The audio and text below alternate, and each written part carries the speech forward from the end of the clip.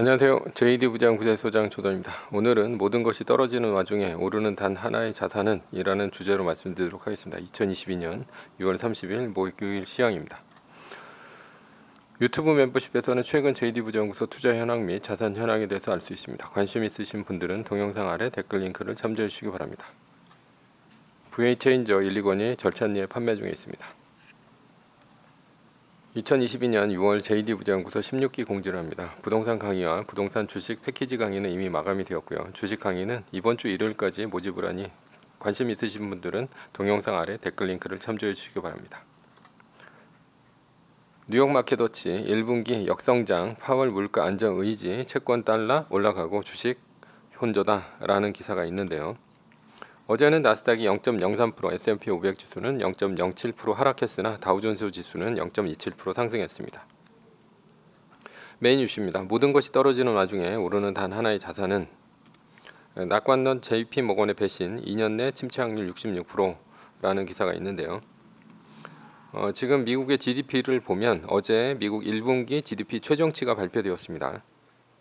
잠정치는 마이너스 1.5%였지만 최종치는 마이너스 1.6%로 더 낮아졌습니다. 그만큼 경기 침체로 가고 있다는 증거가 되겠죠. 더 나쁜 것은 개인 소비 지출이 잠정치 3.1% 증가해서 최정치 1.8% 증가로 더 낮아진 것이 더 문제입니다. 미국의 소비가 줄면 자연스레 세계 경기가 꺾인다는 얘기가 됩니다. 이런 와중에 파월 의장을 비롯한 연준 의원들은 현재 나타나는 경기 진축보다 물가 안정이 더 우선이라고 생각했습니다. 모두 매파적으로 발언하고 있죠. 이번 7월에도 50bp에서 75bp를 올리려고 하고 있고요. 게다가 연착륙 가능하다고 했다가 이제는 연착륙은 힘들다고 얘기합니다. 아마도 이렇게 연준 의원들이 얘기하는 이유는 무엇일까? 미리 긴축을 세게 한다고 얘기해서 사람들의 소비 심리를 죽여 인플레이션을 잡으려는 의도로 보입니다. 그래서인지 달러는 강해졌고 어제 달러 원 환율이 1,300원대를 다시 넘었습니다. 현재 어떤 주식으로도 해지를 하는 것은 불가능합니다. 거의 모든 주식이 다 떨어지고 있습니다. 그동안 강했던 에너지 주식들마저도 긴축 가능성이 떨어지고 있습니다.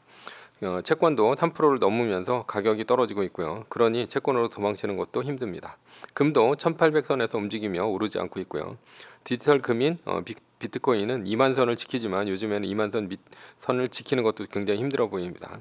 인플레이션 해지 수단이라는 비트코인이 주식보다 더 많이 떨어졌습니다. 비트코인은 2천만 개밖에 안 만들어지니 인플레이션에서 안전하다는 소리는 앞으로 안 할 것으로 보입니다. 이런 와중에 오른 것은 단 하나, 달러원 환율입니다. 1,100원을 기준으로 봤을 때 1,300원이면 무려 18%나 오른 것입니다. 애플이 전고점 대비 182.01달러보다 25% 떨어졌지만 미국 주식에 투자를 했다면 손실이 크지 않았습니다. 왜냐하면 위기에 강한 달러에 투자한 환율 효과 때문입니다. 결론입니다. 달러 자산에 투자하면 환율이 올라 위기에도 손실은 최소화됩니다. 서브 이슈입니다. 달러 원 환율 2,000원 간다. 동학개미 어쩌나 900조 국민연금 한국 주식 더 줄인다 라는 기사가 있는데요. 국민연금위원회가 국내 주식을 16.3%에서 14% 줄이기로 했습니다. 그리고 해외 주식 비중을 28%에서 2027년까지는 40.3%까지 늘리기로 했습니다. 국민연금이 국내 주식 비중을 줄이는 이유는 리스크 해지 차원이죠. 지금은 저출산 고령화 사회입니다. 노인의 비중이 늘어난다는 얘기입니다. 노인이 많아지면 앞으로 연금을 내는 사람보다 연금을 타는 사람의 비중이 높아집니다. 그러면 국민연금은 들어오는 돈보다 나가는 돈이 많아 언젠가는 자산을 팔아서 연금을 줘야 합니다. 그런데 나중에 국민연금에 돈이 필요해 자산을 팔았을 때 국내 주식 자산이 대부분이라면 어떻게 되겠습니까? 국내 주식은 국민연금에 천문학적으로 주식을 팔면서 엄청나게 떨어질 것입니다. 따라서 국내 주식을 미리 줄여놓고 해외 주식 비중을 늘린다는 것은 당연한 얘기입니다. 세계 주식 시장에서 우리나라 주식의 비중은 4%도 안 됩니다. 그런데 전체 자산의 주식 비중이 50%라면 국내 주식의 비중이 16.3%라고 해도 굉장히 많은 비율입니다. 사실 위험분산 차원에서 비율에 맞춰 총 자산의 2%까지 줄여도 할 말은 없습니다.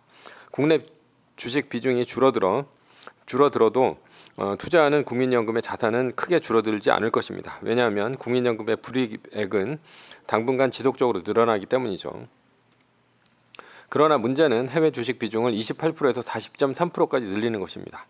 국민연금이 해외 주식 비중을 늘리려면 원화를 달러화로 바꿔서 투자를 해야 됩니다. 이러면 원화의 가치는 떨어지고 달러의 가치는 올라가게 됩니다. 국민연금이 이렇게 달러를 바꾸어서 해외 주식 비중을 늘리면 외국인도 국내 주식 비중을 늘리고 해외로 갑니다. 그래서 외국인이 국내 주식의 비중을 지속적으로 줄이고 있는 중입니다. 외국인이 국내 주식을 파는 것은 그래서 일시적인 것이 아니라 구조적일 수 있습니다. 이러면 달러원 환율이 더 높아질 수밖에 없습니다. 그리고 이런 논리라면 개미들도 한국 주식보다는 해외 주식을 하는 것이 더 맞습니다. 지난 20년간 달러원 환율은 700원에서 1300원으로 1.7배 높아졌습니다. 앞으로 20년간 달러원 환율을 계산했을 때 단순 계산했을 때 1300원에서 1.7배가 높아지면 2000원이 됩니다. 그러나 달러원 환율이 2000원이 되는 것은 20년이 아니라 10년으로 단축될 수도 있습니다. 일단 한국의 원화가 미국의 달러와 대비 환율이 지속적으로 높아지고 왜 있었느냐라는 것이죠. 미국은 세계 최대의 소비국입니다. 따라서 한국은 미국으로 수출해서 돈을 벌어들이는 구조입니다. 그런데 한국의 원화 가치가 미국의 달러보다 높으면 어떻게 됩니까? 수출보다 수입이 많게 됩니다. 엔화 가치가 떨어지면 한국 사람들이 일본 여행을 가는 것과 같습니다. 이러면 대일본 무역 적자가 심해집니다. 따라서 한국은 미국의 달러보다 원화의 가치가 무조건 낮아져야 합니다. 그러니 한국의 원화는 미국의 달러보다 가치가 지속적으로 떨어지는 것이 과거부터 현재 미래의 추세가 됩니다. 그런데 지난 2020년 코로나 팬데믹 때 연준이 찍어낸 돈이 무려 4조 달러나 됩니다. 그래서 미국 달러의 가치도 지속적으로 떨어지고 있는 중입니다. 즉 돈의 가치는 지속적으로 떨어지는 것이 맞고 한국의 원화는 미국의 달러보다 더 떨어지는 것이 맞습니다. 그래서 지난 20년간 한국의 원화가 1.7배나 떨어져 달러원 환율이 700원에서 1300원이 된 것입니다.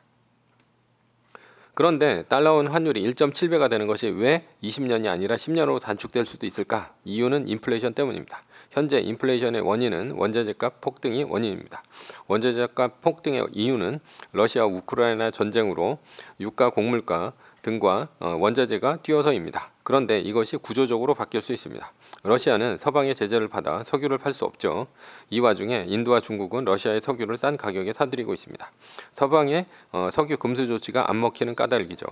그래서 더 높은 가격으로 석유를 팔아서 번 돈 때문에 러시아의 루블화가 사상 최고치를 달리고 있습니다. 지금은 인플레이션 때문에 잠잠해졌지만 전쟁만 끝나면 미중 전쟁은 다시 재개될 것입니다. 따라서 서방의 제재를 받는 러시아와 미중 전쟁의 중국이 손을 잡고 하나의 블록을 만들 수도 있습니다. 마치 1990년대 이전의 냉전시대처럼 말이죠.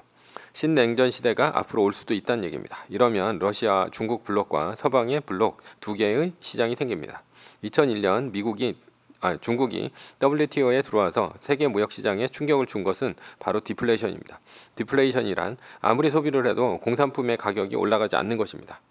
이유는 중국에서 싼 인건비로 만든 물건이 서방의 소비 시장에 무제한으로 공급되었기 때문에 일어난 일입니다.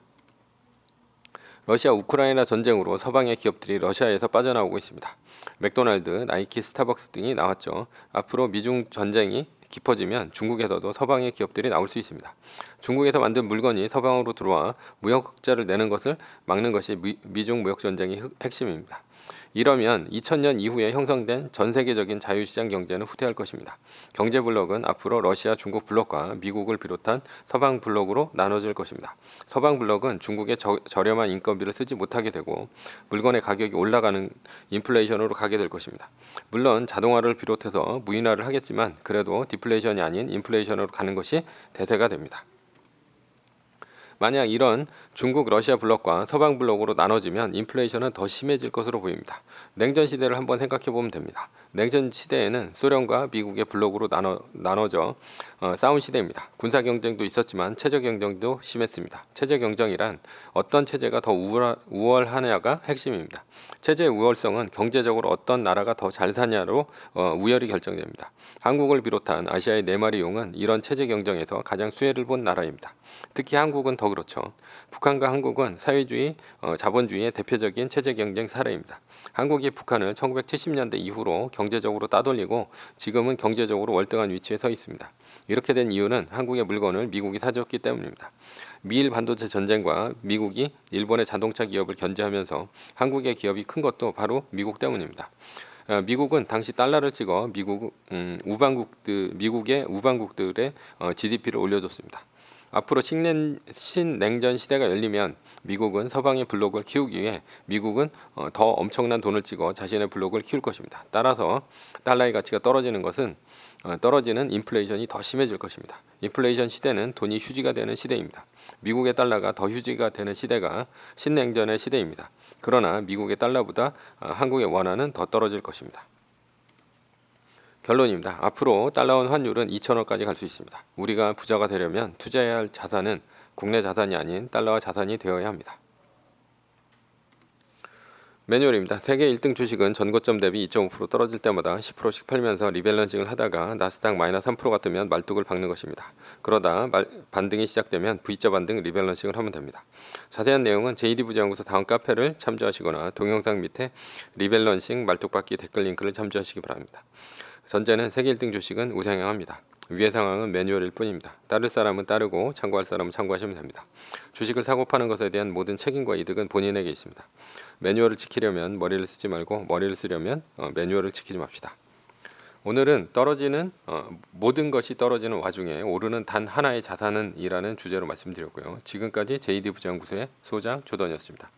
컨텐츠가 좋았다면 구독, 좋아요, 알람 설정 부탁드립니다. 지금까지 들어주셔서 감사합니다.